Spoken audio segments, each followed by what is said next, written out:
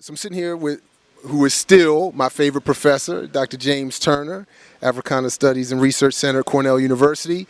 Just wanted to get a quick statement or two from you about the importance of these gatherings as we move into 2007. Why are these functions still important, and what kind of information maybe that we're getting here that we're not hearing elsewhere, and anything else you might want to say? Well, Jared, I think this is very important because what these conferences provide is a meeting point for the dissemination of new information and new perspectives on even old questions. It's also critically important because what we're seeing is the convergence of the new generation of young scholars, conscious scholar activists, and the dialogue that's taking place across generations. I think that's so important. But what it also shows is that the field of African and African American or Africana studies is very live and vigorous and is very vital.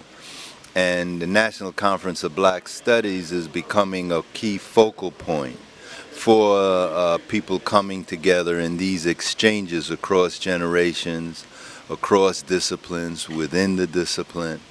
And what I find is so impressive is how rich it's been. I mean, the level of ideas, the way in which people are thinking through new paradigms and alternative ways of making it, interpretations. So this is the real value I see. Mm-hmm. Just real quick, what is as you see it? You talked about Africana studies still being vibrant and vital. How would you assess the state of Black studies or Africana studies in 2007? Well, I think one of the things you're seeing is that it is growing in terms of institutionalization and professionalization at the graduate level. It is now becoming the new frontier in terms of PhD programs. That's sort of the new frontier, the new heights to which it's climbing. It also shows very clearly that we are established. I mean, you look at the constant number of book displays, the press, how across a wide range of university, commercial press, small press, are there publishing list on African American and Africana studies subject matter. So the number of titles have grown phenomenally.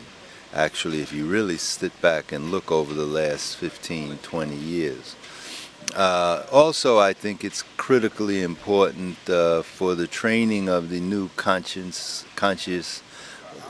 scholars, because we're entering into a period of major public policy battles, and we have got to prepare our cadre of young scholars to be able to engage these public policy debates, which are really rooted in sort of neo-racist theoretical propositions. It's not about genetic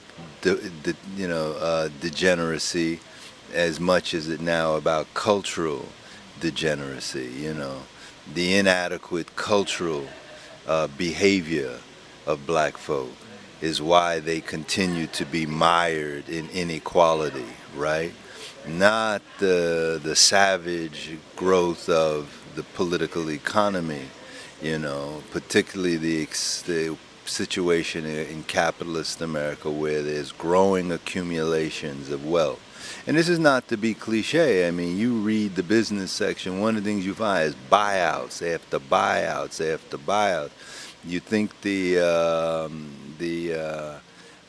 antitrust laws have been suspended at the way in which this monopolization is taking place.